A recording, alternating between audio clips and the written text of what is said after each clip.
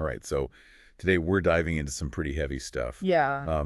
William James and The Varieties of Religious Experience. It's a classic. You've given me these excerpts from the book and your own notes, and Mm-hmm. it's a lot. Yeah, it's a rich text. It is. So our mission today is to Right. figure out, is this a roadmap to understanding belief? Okay. Or just an ode to all the wild ways people connect with the spiritual side of things? That's a great way to put it.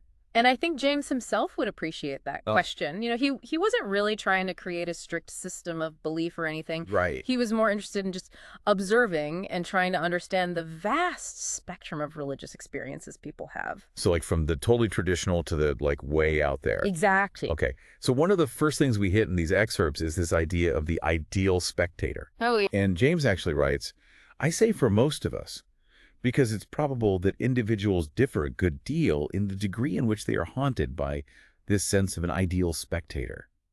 It's a much more essential part of the consciousness of some men than of others. Those who have the most of it are possibly the most religious men. But I am sure that even those who say they are altogether without it deceive themselves and really have it in some degree. So this idea of an inner observer who's judging our actions, that's powerful. Yeah. Especially for people who are religious. Absolutely. But James is saying even those who don't think of themselves as religious, they might still have this yearning for something beyond themselves. It's like this deep human need for meaning and purpose, even if we reject the idea of God. Right. We still want our lives to matter, to have some significance. Exactly. So is this ideal spectator just a psychological construct, like a figment of our imagination? Or could it be pointing to something real, something transcendent? That's the big question, isn't it? And James doesn't give us an easy answer. Of course not. He's more interested in exploring the implications of this idea, how it shapes our beliefs and how we act. Okay, so we've got this need for meaning, this potential ideal spectator lurking in our subconscious. Right. But then James throws us this other curveball with his take on truth. Oh, yeah. He's all about pragmatism, this idea that a belief is true if it works for you in your life. If it brings you comfort, gives you purpose, helps you make sense of the world. Right, then it's true. Or for you, at least. I can just imagine someone like Socrates crashing this philosophical party Uh-huh. and being like, hold on, William. Can truth really be subjective? Yeah. Doesn't that just lead to total chaos and moral relativism? I think James would love that debate. He was all about challenging assumptions and exploring different viewpoints. So what do you think he'd say to Socrates? Well, he might argue that truth isn't this fixed thing out there waiting to be discovered. It's something we actively create through how we interact with the world. So the beliefs that help us make sense of our experiences and live a good life, those are the ones we hold to be true. Exactly. It's not about proving or disproving religious doctrines. Right.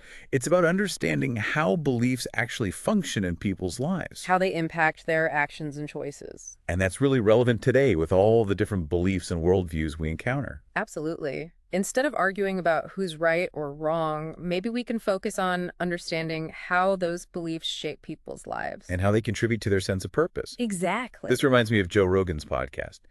He's open to all these fringe topics and unconventional ideas, even if they challenge mainstream thinking. He is. Do you think there's value in that, being so open-minded? Oh, absolutely. James was fascinated by the unusual and the unconventional. Oh, really? He saw these as providing valuable insights into how the mind works. And he believed that dismissing these things outright could limit our understanding of the world. I see. And all the amazing possibilities that are out there. Okay, but doesn't that open the door for some pretty wild interpretations of reality? I'm picturing Kanye West jumping into this conversation Uh-oh. and declaring his artistic genius as the ultimate religious experience. Uh-huh. Would James even entertain that? I think with his broad definition of religious experience, he wouldn't dismiss Kanye out of hand. Okay. Remember, he's interested in all sorts of intense emotional states and how they affect people's beliefs and actions. So he might see a connection between creativity and spirituality. Yeah, and the ego, too. Right. Would this be a genuine expression of something transcendent? Hmm. Or just Kanye's own self-aggrandizement? That's a good question. Speaking of challenging perspectives, I bet Nietzsche wouldn't be too thrilled with James's approach. He probably wouldn't. He might accuse James of making religious belief too comfortable, Yeah. stripping it of all the challenging and maybe even transformative parts. He was all about embracing the uncomfortable. Like, come on, William. Where's the struggle? Where's the doubt? Yeah. True faith requires a bit of wrestling with the unknown. That's a great point. It's worth considering both perspectives. Right. Does faith need struggle? Right. Can comfort and meaning exist alongside intellectual rigor and a willingness to really question things? These are some big questions. They are. And we've only just scratched the surface of James's varieties. Welcome back. So last time we left off with some pretty big questions, like, does everyone have this inner ideal spectator? And like, how does James's view of truth as being what works? How does that really hold up? Yeah, it was getting pretty deep. Yeah. But one thing that struck me is how grounded James's approach is. Like, he's not just theorizing. Right. He's looking at actual people's experiences. He's really focused on lived experience. And in the excerpts you pick, he talks a lot about the role of the body Oh, yeah. in these religious experiences. That's crucial for James. Religious experiences aren't just abstract ideas. They're Yeah. felt in the body. He describes people like trembling and having these altered breathing patterns, even fainting spells. During moments of spiritual intensity. It's like our bodies know something that our minds don't. Yeah, like they're reacting to something beyond our conscious understanding. There's this one excerpt about a woman who sees this ghostly nun. Oh, yeah. It turns out it was just the moonlight playing tricks. Yeah.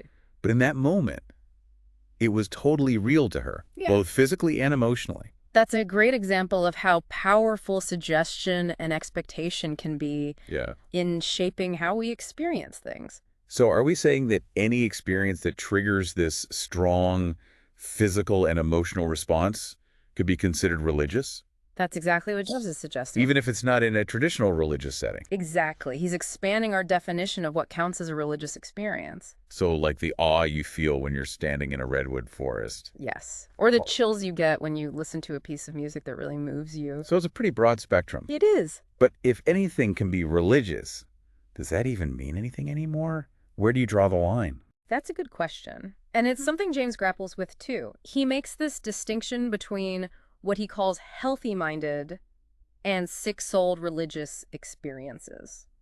Okay, break that down for me.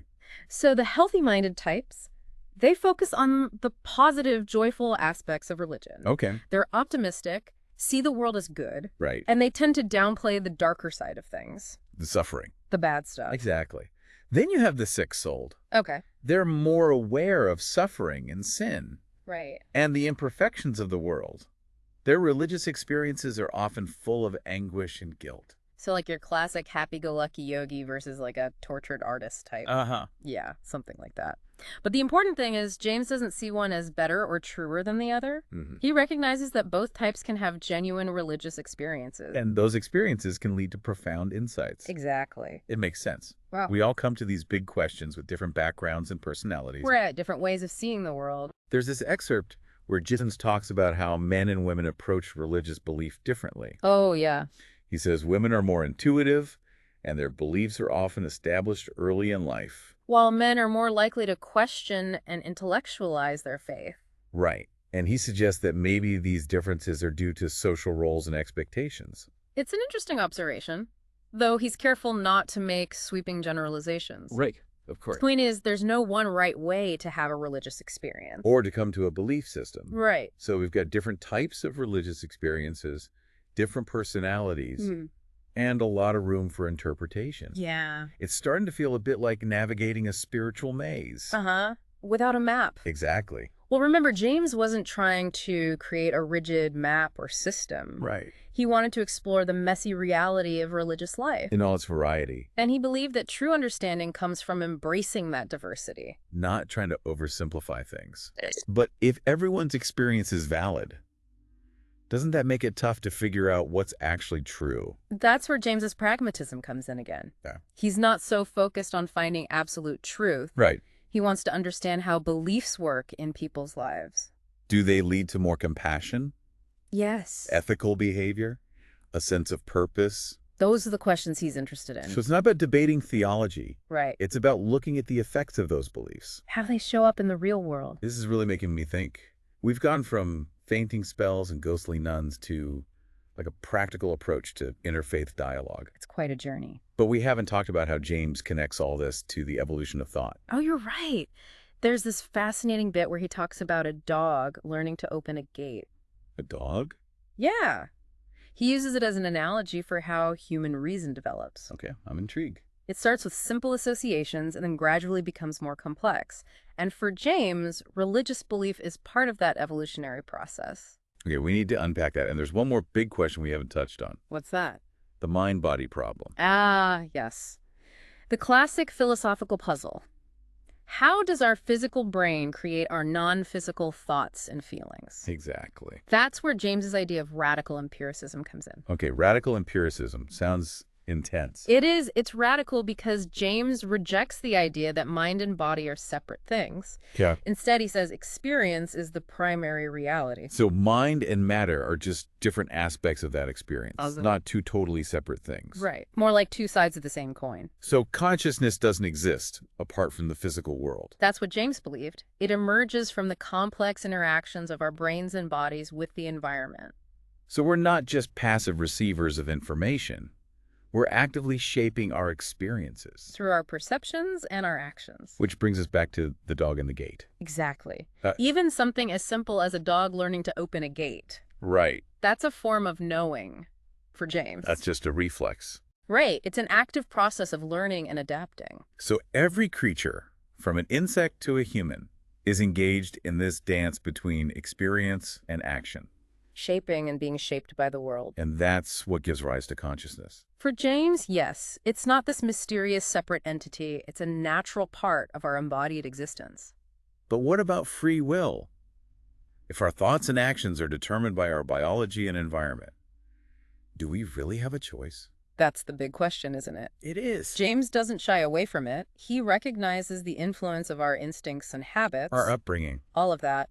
But he also believes we have some freedom in how we respond to those things. So it's not a simple either situation. Right. We're not completely free, but we're not just puppets either. It's this interplay between our nature and our choices. Exactly. We don't choose our starting point, but we can choose how we navigate from there. That's a pretty empowering way to think about it. It is. It's not about denying the impact of our biology or our past, but recognizing that we can learn and grow and make choices that shape our future. Exactly. And this is where James's pragmatism comes back in. Okay. He's not interested in abstract debates about free will. He wants to know how we can use this understanding to live better, more meaningful lives. So taking responsibility for our actions? Yes. Even while acknowledging the limitations we might have. Exactly. And cultivating healthy habits that support our well-being. Like exercise and meditation. Things like that. James was a big believer in the power of those practices. It's a holistic view. It is. We're not just minds or bodies. Right. We're integrated beings. And well-being means taking care of all aspects of ourselves. Exactly. And that's one of James's most important contributions, I think.